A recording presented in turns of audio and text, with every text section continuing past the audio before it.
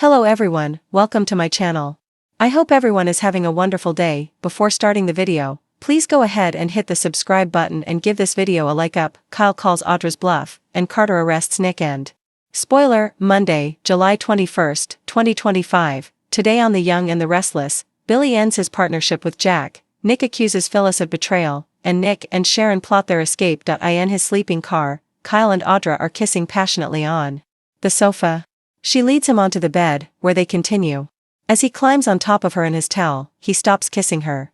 "I'm onto you," he says. Audra feigns ignorance, but Kyle's sure she can figure it out. Shoving him off, she says she didn't plan to come in at the crack of dawn to seduce him. Kyle is confident she's planned every move since they got to France. Audra claims that she was scared and this was all spontaneous. Laughing, he says she doesn't leave the house without an agenda. Kyle wondered how far she would go to get what she wanted, but didn't think she would sink as low as using the murder of Nate's brother to manipulate him into bed. Audra insists that's not what happened and points out Kyle was just as into it as she was. He claims he was faking. Audra keeps repeating that she hasn't been faking and she's upset by his suggestion. The abbot jokes that Amy and Nate may have a hard time understanding how she expresses her grief. Flustered, she says she panicked and turned to him. Smugly, he asserts that was all just part of her plan. Audra's insulted that Kyle thinks any of this was premeditated. This is just what happens when you lose control of your emotions. Audra gets off the bed as he continues to smirk. Kyle wishes she would admit that he beat her and Victor this time. She claims Victor has nothing to do with this, but he's sure. The Newman has been pulling her strings. Audra insists that Victor simply sees her talents. Her ex knows she has talents, but they have nothing to do with cosmetics. When Kyle threatens to tell Nate about this, she says he'd never believe him, and Kyle is sure that this was just part of an endgame that she and Victor cooked up to split him and Claire up. Audra tells him he's a joke. He's sure that Victor is bankrolling Vibrante for this purpose alone. Throwing up her hands, Audra says that she knows nothing about a plan. She doubles down on being a great businesswoman who can make Victor a load of money. Kyle tells Audra she's failed at everything miserably. Audra says it's pretty pathetic that he had to make an arrangement with Victor to continue seeing his granddaughter. Kyle suggests she keeps coming up short because she thinks people are stupid. She brags that their plan to impress Kane was working. Kyle explains he was just stringing her along. As she accuses him of responding to her with great passion, he says the kiss was just to see how far she would go. Picking up his pants, Kyle says he discovered she would go all the way. Audra thinks Kyle is trying to convince herself he wasn't into it. He zips up and accuses her of being pissed off that he beat her at her own game. Audra declares that everyone has seen him flirting with her and the only reason they haven't had sex is because she stopped it. Kyle says he was only playing a role. It will be a relief not to have to pretend to like her stupid perfume war idea any longer. The biggest mistake was that both she and Victor failed to understand how deeply he loves Claire. The last thing he would do is jeopardize what he has with her. Showing her the door, he declares that he will let Victor know she's failed again. Billy dumps Jack. Billy is alone and mulling things over outside the maze when Jack appears and asks what his brother makes of the feud between Nick and Kane. Billy's more concerned about Jack accusing him of letting him down again. They rehash the deal they made. Billy was supposed to walk away from pursuing Chancellor and run Abbott Communications.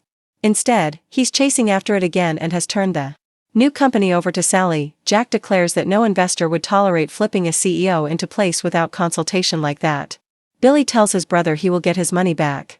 Jack is more concerned that his brother hasn't dropped his quixotic quest for Chancellor. Wanting to jump into a partnership with a potential murderer doesn't inspire confidence either. Billy admits he hasn't been able to forget Chancellor and that has something to do with righting the wrongs that Jill and Victor have done to him.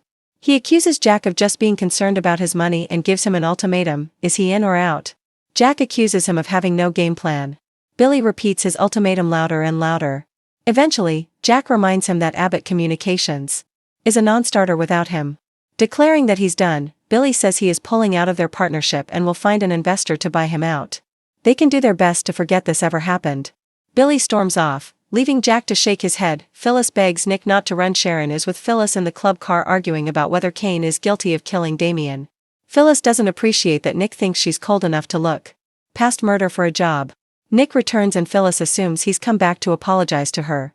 He thinks she's out of her mind, and claims he has even more evidence that Kane is guilty. Nick explains that Kane has cameras everywhere. Not that that's unusual for a billionaire, but all the footage of the murder seems to have been erased. He asks Phyllis to explain that. She says it doesn't prove anything. Phyllis thinks the real killer erased the footage and point out it's a lot of accusations and suppositions. Nick insists that Ashby is trying to frame him for murder. He's frustrated that Phyllis will only believe what that guy claims. He's fed up and wants to hike down the mountain. Phyllis begs him not to do that. Nick accuses her of plotting with Kane. Sharon also thinks she seems to be going out of her way to back up Kane. Phyllis insists. She is only concerned about Nick's physical well-being and begging. Phyllis reminds Nick that the cops are on the way. They continue to argue about her siding with Kane, and Nick says he's determined to get off the mountain before Kane and his accomplices set him up for anything else. He accuses Phyllis of being on Ashby's payroll. Offended, Phyllis insists that she believes Kane is innocent. Nick thinks she is turning her back on their friendship and child just for a job. She suggests that someone could be trying to frame him and Kane. Finished with discussing this, Nick declares he wants professionals investigating this and storms out. Turning to Sharon, Phyllis says she could have chimed in. She insists that going down that mountain is dangerous. Sharon admits she agrees with Nick. Something has to be done. Phyllis and Billy put their heads together standing alone by the maze bar. Billy pours himself a drink and flashes back to Jack, telling him how proud their father would be of him and his new venture. That meant everything to Billy. It's all he ever wanted, and his brother was sorry he ever doubted he had it.